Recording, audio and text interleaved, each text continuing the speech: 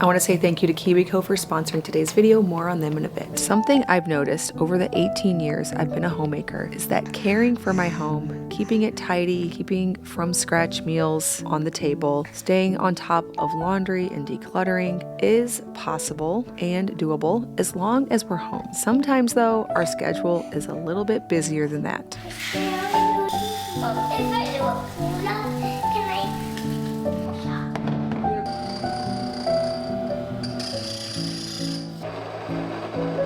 This last week was one of those busy schedule type of weeks. We went on a trip to collect antiques for our new home, some architectural salvage. I shared a video about that. Then right after we got home from that, we had a Christmas party during the day. We were invited to a Christmas party the following evening. We celebrated a birthday Saturday. We had friends over for dinner. Then we were gone all day on Sunday. Now it's Monday, and this place needs to be seriously brought back together with a homemaker's touch. You know, there's a certain kind of order, a certain kind of cleanliness that really only a homemaker can do. In our house, we call this a mom clean. Now, I have tons of help. I have teenagers. I have a husband. We are all hands on deck around here. But sometimes I like to personally give our home just a little extra attention. Hi, little girl. Come with me.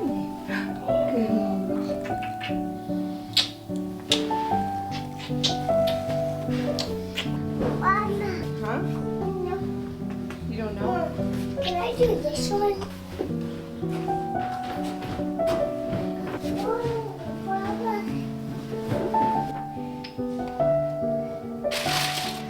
Come here.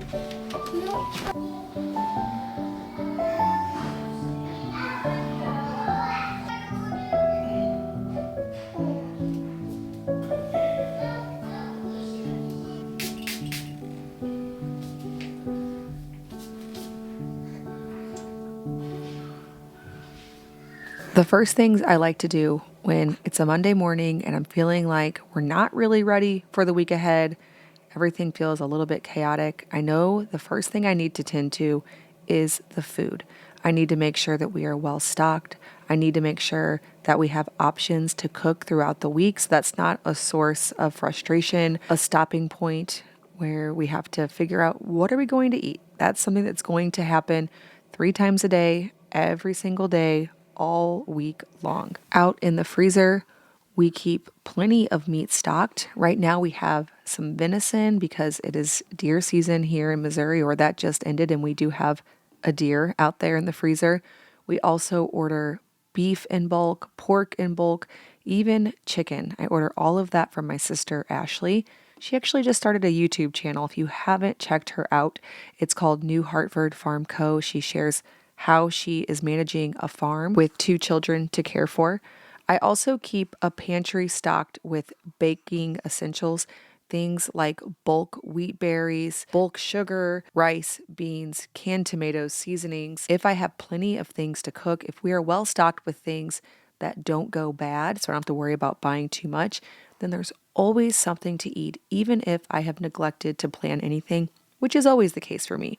My planning comes in the form of making sure we are well stocked. And one way I know that we will always have something to serve alongside any meat or vegetable is to keep bread dough going.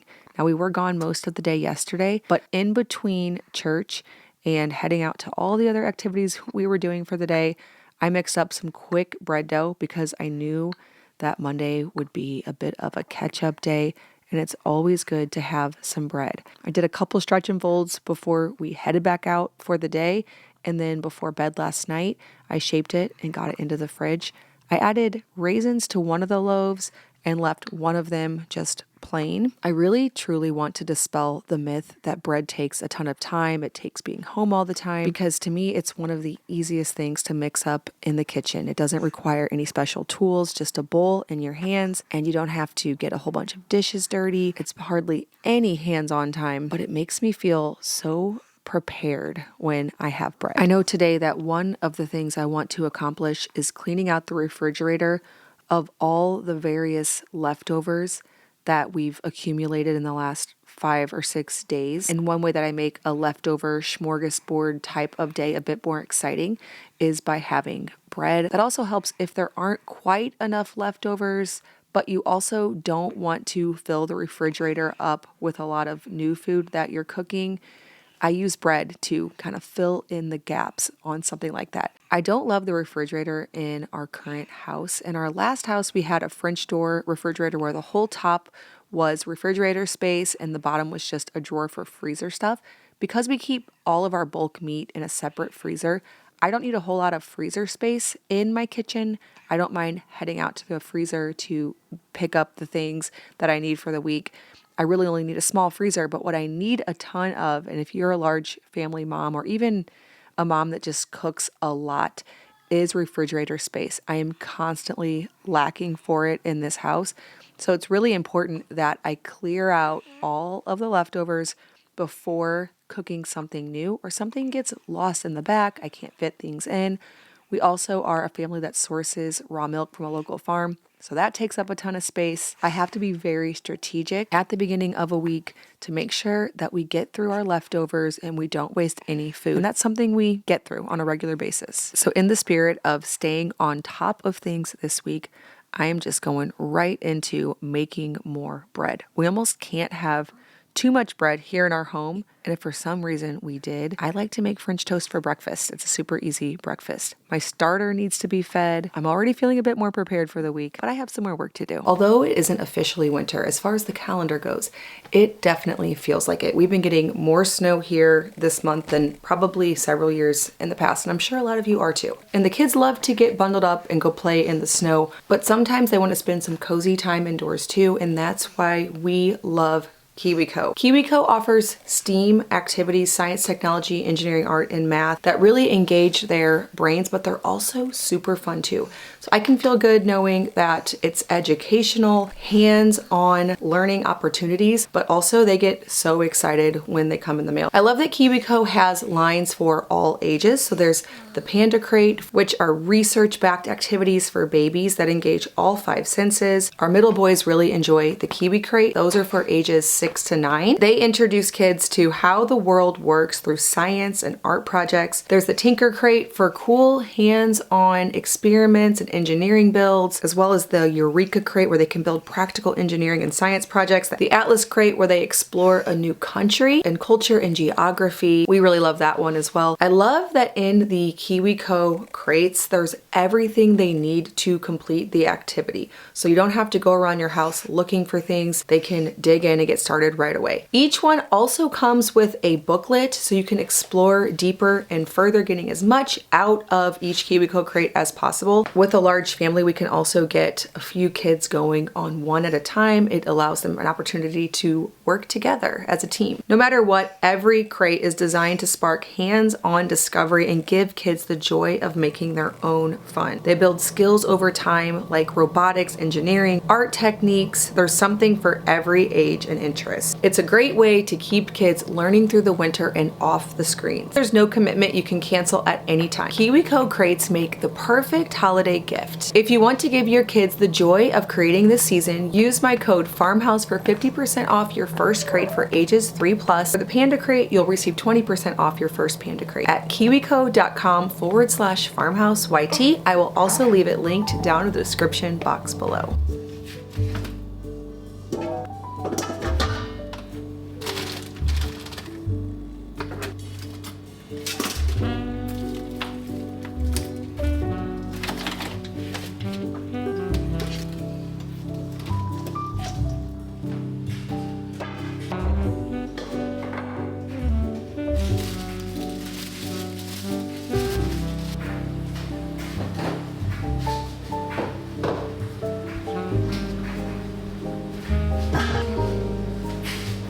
When I think about Monday morning homemaking, first thing that comes to mind, the most immediate problem or consideration is the food. What are we going to eat for the week?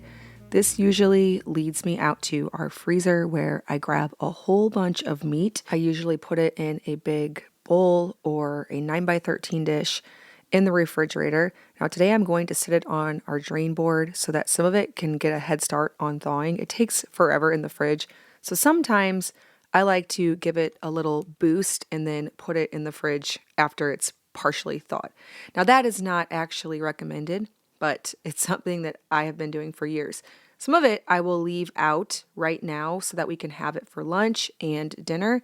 The rest of it will go in the fridge for something for the rest of the week. There was just a little bit of homemade mocha sauce that my daughter made that was in there from last week, so I thought that was a good excuse to make myself a little mid-morning latte. She already made more mocha syrup, but that jar was still sitting there in the fridge, and cleaning out the fridge is something that I do on Monday mornings. Now, I don't really have a plan specifically for each cut of meat, but if I have meat thawed out and I have staples like potatoes and rice and pasta and vegetables, then I can always think of something to make so I feel prepared. Another thing I like to address on Monday mornings are the leftovers that are in the refrigerator from the previous week. Now, I don't like to eat anything that's a week old, but usually my max is about 5 or 6 days-ish, depending on what it is. We have several little things that have built up in the refrigerator. One of those is sausage gravy, but we don't have any biscuits, so we're going to put that over bread. Some kids are going to get a little bit of chicken curry, some chili. We'll do a smorgasbord, and the fridge will be clean for a fresh new week. Of course, every day is a laundry day, but especially on a Monday after a busy weekend, we have even more loads to do. We'll just keep it flowing and get it reset so that we can kind of stick with our daily laundry schedule throughout the rest of this busy week.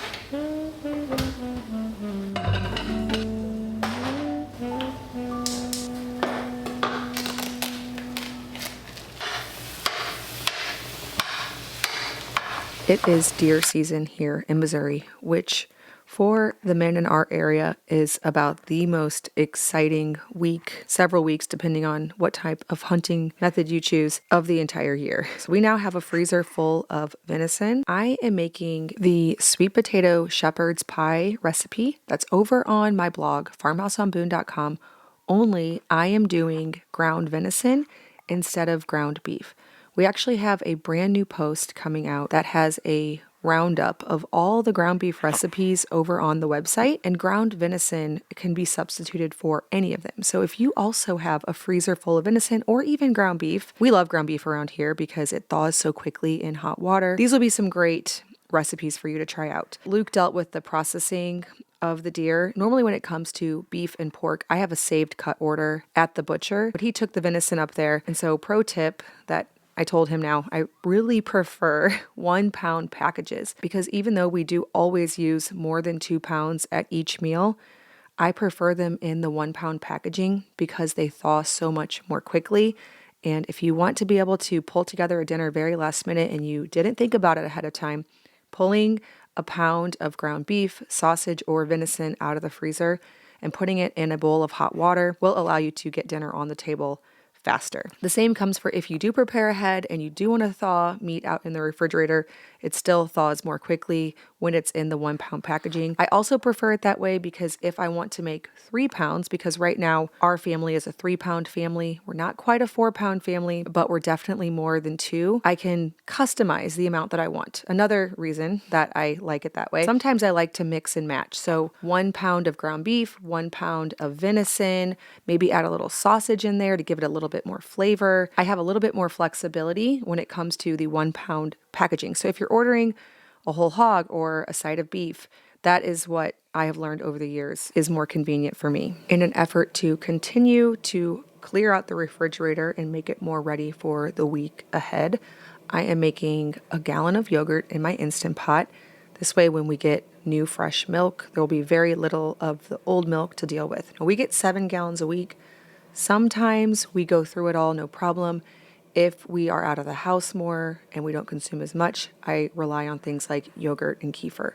We also are completely out of sauerkraut, so I want to get some of that fermenting so we can have that as an easy, probiotic-rich side dish to go with all of our meals. This will need to ferment for about 5-ish days before it's ready, but then we will have quite a bit for the next couple months or so. I like to do small batch sauerkraut because it doesn't take me a whole day to do it. I usually do about 1 tablespoon of salt per head of cabbage.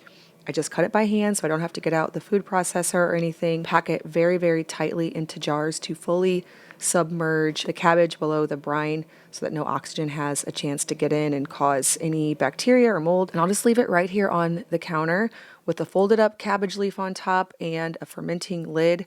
Simple as that to get a great probiotic rich food.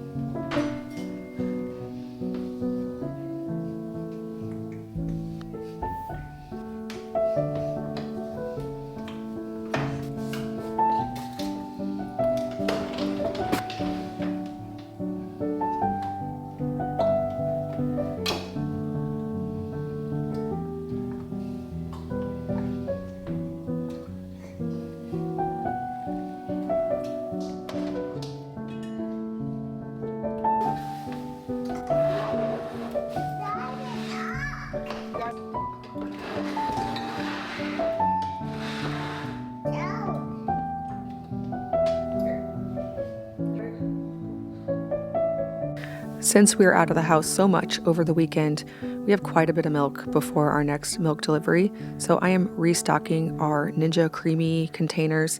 This is a recipe that my daughter invented, and it might not be the healthiest thing in the world, but man, is it good. It is so creamy and delicious. Normally she makes this, but I asked her kind of what she does, and she said, I think I do about 1/4 cup of sugar, probably about half a jar of peanut butter per container. I'm like, well, I'm not going to quite do that much. But she did say she also has tried this with maple syrup and it was really good as well. So if you want to avoid cane sugar, you can try that route. The peanut butter plus the way that the creamy spins the ice cream just makes it really great, like so creamy and rich and delicious. The bread dough has been fermenting throughout the day, so I'm going to get it into tea towel lined bannetons and put it in the fridge. Sometimes I start it later in the day and I just let it ferment overnight and then bake it the next morning after it sits out at room temperature. Today I started a little bit earlier, so I'm going to do the fridge rise. I decided to add golden raisins to one of the loaves just for a little variation throughout the week. Well, I am feeling so much readier for this coming week. We'll have fresh bread, meat thawed out for meals, clean refrigerator, grocery stocked, yogurt for snacks, kraut for a side dish, and the laundry is done, at least until tomorrow.